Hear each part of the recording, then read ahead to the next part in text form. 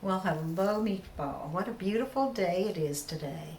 Oh yeah, nice day for a walk in the park. It is, but I thought it'd be a little bit too warm to wear a poncho. Oh no, this? Yeah, No, this is my hunting vest. your hunting vest? Yeah, safety first, you know.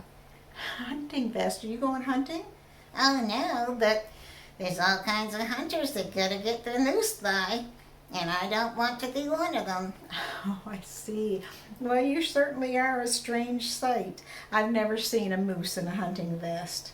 No, I don't think the hunters have either, Why? because a couple of them just stared at me. Yeah, I can see why. But a hunting vest is something that protects me. Safety first, you know. Yeah, you know what, Meatball? Speaking of something unusual, a strange sight, in our story today in Exodus 3, there was a strange sight. There was? Yes.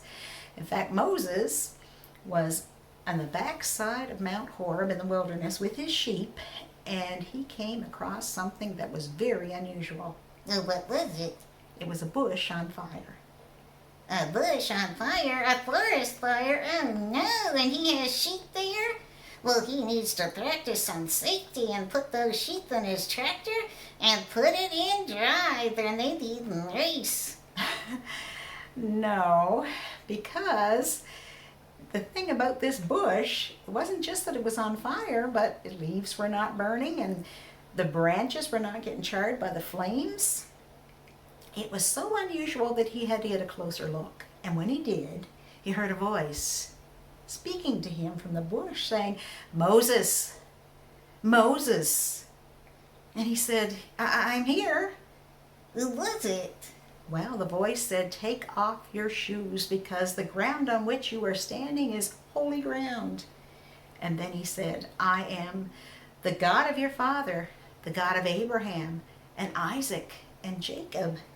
And Moses fell on his face and worshiped God. This was the God of his ancestors. Abraham, 400 years before him, worshiped this very God. And now, the God of Abraham, Isaac, and Jacob was making himself known to Moses. Oh, so he met God in the wilderness. Yes, he did. Pretty exciting. And you know, God told Moses that he had heard the cries and the prayers of the people of Israel in Egypt. They were slaves and they wanted to be delivered, and God had decided he was going to deliver them. And he told Moses, "I want you to go before Pharaoh and I will deliver the people of Israel from Egypt." Oh, wow. I bet Moses was excited. Not really. In fact, one of his first concerns was, well, if I go down to Egypt and I tell the slaves there, "Yeah, I was sent to deliver you," they're not going to believe me. Who will I tell them sent me? And God said, "Tell them, I am who I am has sent you." I am who? I am who I am. You see, he's the God who is and was and always will be. He has always existed. In fact, Revelation 4 verse 8 says, "Holy, holy, holy is the Lord God Almighty, who was and is to come." He's the eternal God who always was and always will be.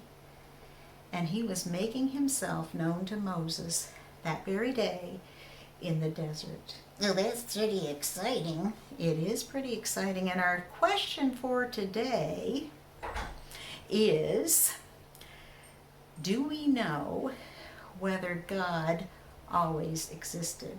Oh, yes, we do. God always existed. And how do we know?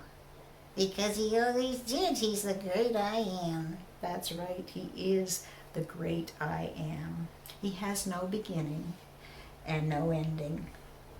And you know, that same God that made himself known to Moses wants to make himself known to you, boys and girls. He wants you to know him. And so each week we're going to be looking at a little bit more about God. So I hope you'll join us and you'll come to know the great I am, the Lord God Almighty. Can you say goodbye, Meatball? Oh, yeah. Goodbye, boys and girls. And remember, Practice safety first.